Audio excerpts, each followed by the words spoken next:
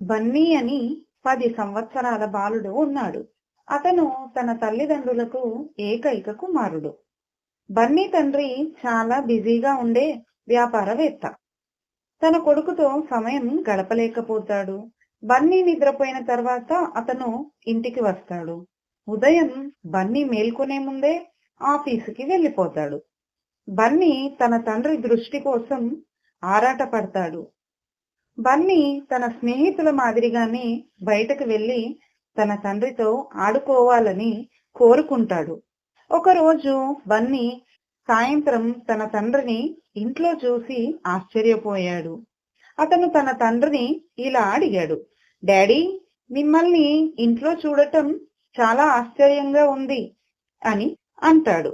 అప్పుడు తన తండ్రి, అవును నాన్న, నా సమావేశం రద్దు చేయబడింది కాబట్టి నేను ఇంట్లోనే ఉన్నాను. కానీ 2 గంటల తర్వాత నేను విమానాన్ని చేరుకోవాలి అని తన తండ్రి బదులిస్తాడు. అప్పుడు బన్నీ, మళ్ళీ ఎప్పుడు వస్తావు నాన్నా అని అడుగుతాడు. బన్నీ తండ్రి, రేపు మధ్యాహ్నం వస్తాను అని చెప్తాడు. బన్నీ కాసేపు లోతైన ఆలోచనలో ఉన్నాడు.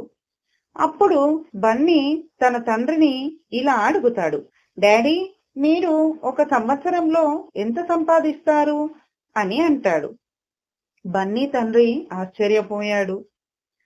అతను, నా ప్రియమైన బన్నీ, ఇది చాలా పెద్ద మొత్తం మరియు నీవు దానిని అర్థం చేసుకోలేవు అని చెబుతాడు.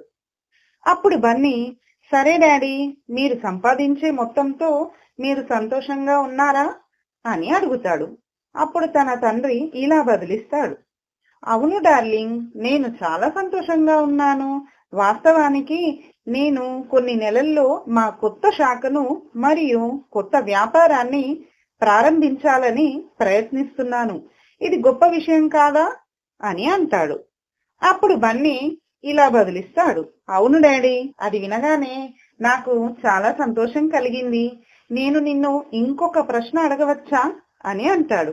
అప్పుడు బన్నీ తండ్రి, అవును నా ప్రియమైన బన్నీ, అడగవచ్చు అని అంటాడు. అప్పుడు బన్నీ, డాడీ, మీరు ఒక రోజులో లేదా సగం రోజులో ఎంత సంపాదిస్తారో చెప్పగలరా అని అంటాడు. అప్పుడు బన్నీ తండ్రి కోపంగా, నీవు ఈ ప్రశ్నలన్నీ ఎందుకు అడుగుతున్నావు అని అంటాడు. కానీ బన్నీ తండ్రి అయోమయానికి గురయ్యాడు. బన్నీ మొండిగా ఉన్నాడు. దయచేసి నాకు చెప్పండి నాన్న, మీరు 1 గంటలో ఎంత సంపాదిస్తారో దయచేసి చెప్పగలరా నాకు అని అంటాడు. అందుకు బన్నీ తండ్రి అంగీకరించి, ఇది గంటకు సుమారు 2000 సంపాదిస్తాను నాన్న అని బదులిస్తాడు. బన్నీ మేడ మీద ఉన్న తన గదికి పరిగెత్తి తన పొదుపు ఉన్న పిగ్గీ బ్యాంకుతో కిందకి వచ్చాడు. అప్పుడు తన తండ్రితో ఇలా అంటాడు, డాడీ, నా పిగ్గీ బ్యాంకులో 4000 ఉన్నాయి. మీరు నాకు 2 గంటలు కేటాయించగలరా అని అడుగుతాడు.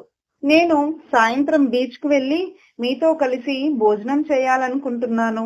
దయచేసి దీన్ని మీ షెడ్యూల్లో గుర్తించగలరా అని జాలిగా అడుగుతాడు. అది విన్న బన్నీ తండ్రి నిర్ఘాంతపోయి నోరు విప్పలేదు.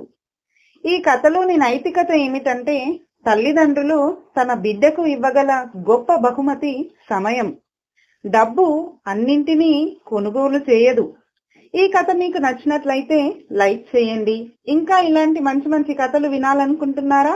మరెందుకు ఆలస్యం, వెంటనే తెలుగు స్టోరీస్ ఫన్ వరల్డ్ అనే ఛానల్ ని సబ్స్క్రైబ్ చేసుకోండి. ఈ మంచి మంచి కథల్ని మీ ఫ్రెండ్స్ తో షేర్ చేసుకోవాలనుకుంటున్నారా? వెంటనే షేర్ బటన్ పైన కూడా క్లిక్ చేయండి.